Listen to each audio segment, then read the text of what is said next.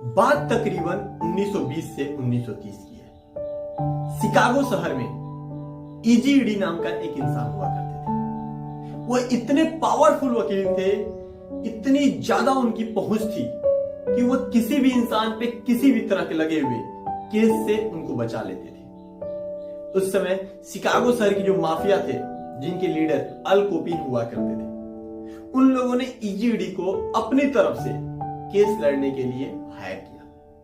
बहुत ज्यादा पैसा दिया और उन्होंने बोला कि मेरे और मेरे लोगों को आप पुलिस से हमारी रक्षा करना।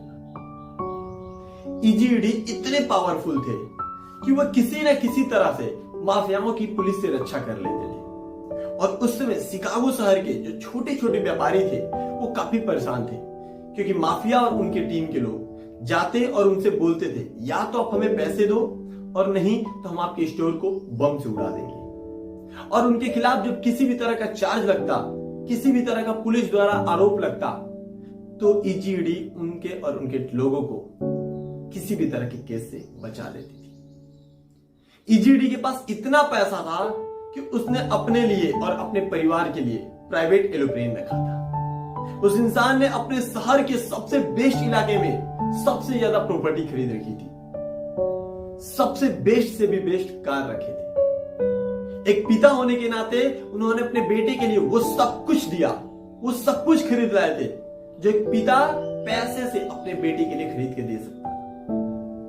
एक दिन की बात है, ईडी अपने घर में थे और अपने घर में बैठे बैठे सोच रहे थे कि मैंने अपने बेटे के लिए वो सब कुछ दिया जो एक पिता अपने बेटे को पैसे से दे सकता था, लेकिन मैंने अपने बेटे को कभी भी एक सही पिता का एग्जाम्पल नहीं दिया जिस पर मेरे पिता होने पर बेटे को गर्व हो सके। और ये सोचने के बाद उन्होंने डिसाइड किया कि अब मैं माफियाओं की तरफ से नहीं लड़ूंगा, अब मैं पुलिस की तरफ से लड़ूंगा और माफिया को जेल भेजने में पुलिस की मदद करूंगा। अगले दिन वो एफबीआई में गए और एफबीआई की तरफ से वो सिलेक्ट कर लिए गए।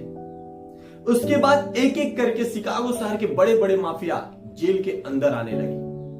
जितने माफिया पे केस लड़ते हैं वो माफियाओं को जेल के अंदर ले जाने लगे। ये बात उनको अच्छे से पता थी कि ये जो मैं काम कर रहा हूं इसके लिए एक ना एक दिन मुझे बहुत बड़ी कीमत चुकानी पड़ेगी। और ऐसा ही हुआ। एक दिन जब वो केस लड़के अपने घर की तरफ जा रहे थे, जैसे वो अपनी गाड़ी से जा रहे थे, सामने से कुछ वहां के माफिया के लोग आए और पूरे बंदूक से उनके गाड़ी पे इतनी गोलियां चलाई कि पूरा शरीर उनका गोलियों से भर गया और वहीं के वहीं उन्होंने अपना दम तोड़ दिया, वहीं उनकी मृत्यु हुई।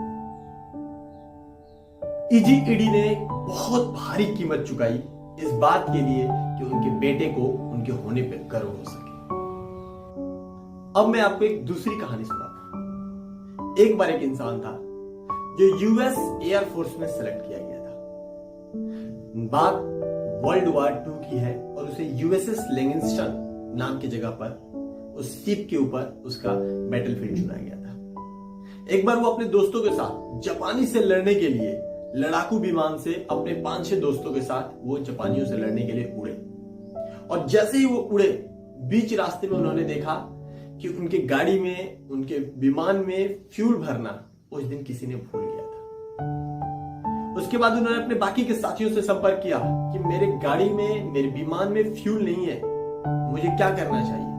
बाकी ने बोला कि देखो हम तो आगे निकल चुके हैं, आप वापस यूएसएस लेंगिस्टन पे लौट जाओ और बाकी हम लोग लड़ाई करके, फाइट करके वापस आते हैं। और वो इंसान वापस उस शिप की तरफ जाने लगा और जैसे वो अपनी शिप की तरफ जाने लगा, उसने देखा कि 9 जापानीज फाइटर्स उस शिप को डुबाने के लिए उस शिप की तरफ बहुत तेजी से आ रहे थे।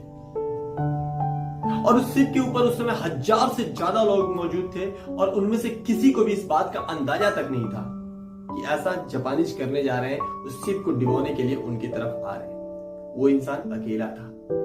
9 लड़ाकू विमान लिए हुए जापानीज आ रहे थे। उसने डिसाइड किया कि मैं इन सारे लोगों की रक्षा खुद से करूंगा और इन 9 जापानी फाइटर से मैं अकेले खुद लड़ूंगा। और वो अकेले उन 9 लोगों से लड़ाई करने लगा और देखते ही देखते उसने 9 में से 2 लड़ाकू विमान को समुद्र के अंदर डुबो दिया। वो इतनी एनर्जेटिक, इतनी पैशनेट तरीके से लड़ रहा था कि देखते ही देखते 9 में से 5 लड़ाकू विमान को उसने समुद्र के नीचे गिरा दिया।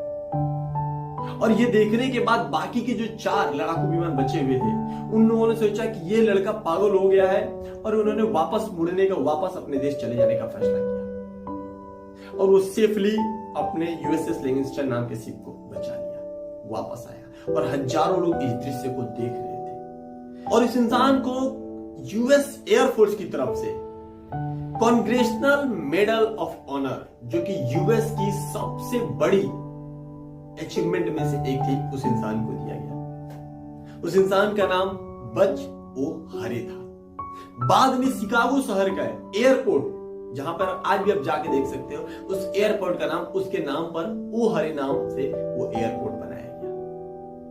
He was chosen the greatest hero of the American history।